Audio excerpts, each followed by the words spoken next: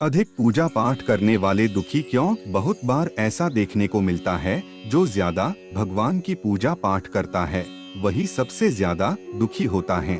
जबकि कोई नास्तिक आदमी जो भगवान को नहीं मानता, कभी पूजा पाठ नहीं करता, कभी संतों का संग नहीं करता, वह सबसे ज्यादा सुखी जीवन जीता है।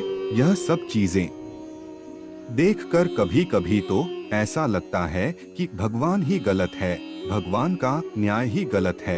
यह कोई कहानी नहीं है, ऐसा हर किसी के साथ होता है।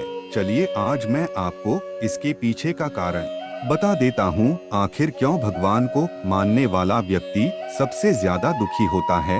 एक गुरु के दो चेले थे, दोनों ही पढ़े लिखे विद्वान थे। दोनों में फर्क सिर्फ इतना था, एक भगवान को मानने वाला था और दूसरा भगवान को न मानने वाला नास्तिक था। एक ऐसा था जहाँ पर भगवान की कथा होती थी, जहाँ सत्संग होता था, जहाँ भजन होता, वहाँ दौड़ के चला जाता और भगवान की पूजा पाठ करने लगता। दूसरा शिष्य इन सब चीजों से काफी दूर था। वह शराब पान भी करता था, वेश्याओं के साथ गमन करता था, सारी बुरी आदतें दूसरे शिष्य में थी। एक दिन क्या हुआ, एक शिष्य शराब पीकर अनाप शनाप बोलते हुए रास्ते में पैदल चलते हुए अपने घर को जा रहा था। अचानक उसको रास्ते में पैसों से भरा एक बैग मिल जाता है। उसकी खुशी का ठिकाना नहीं था। वह जोर जोर से चिल्लाते हुए सबको बताता, मुझे आज पैसों से भरी बैग की थैली मिल गई, मेरा जीवन सफल हो गया, इन पैसों से अपने जीवन की आवश्यकताओं की पूर्ति करूंगा। वही दूसरा मित्र मंदिर से भजन करते हुए अपने घर को जा रहा था। अचानक उसके पैर में एक बड़ी कील चुभ जाती है, रक्त निकलने लगता है।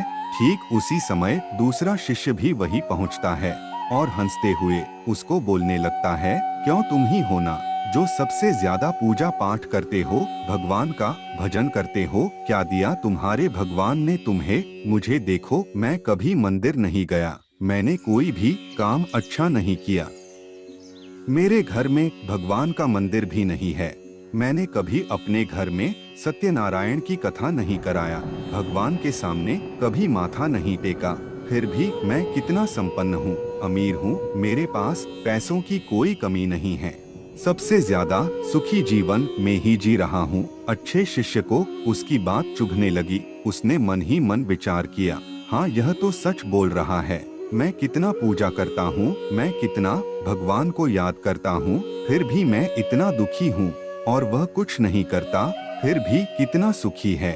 इतना सोचते हुए वह अपने गुरु के पास चला जाता है और यही प्रश्न गुरु से करता है। गुरुजी मुस्कुराते हुए बोले, भगवान जो करते हैं अच्छे के लिए ही करते हैं, जिसकी जैसी योग्यता होती है उसको उसी के अनुसार फल देते हैं।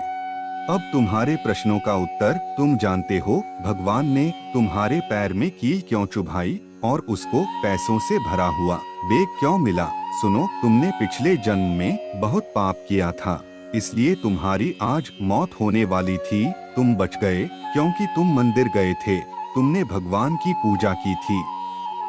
यही एक कारण है कि तुम्हारी मौत न होकर सिर्फ एक कील चुभी। अब तुम्हारे मित्र की बात करते हैं। पूर्व जन्म में वो एक संत महापुरुष था, इसलिए उसकी आज किस्मत बदलने वाली थी।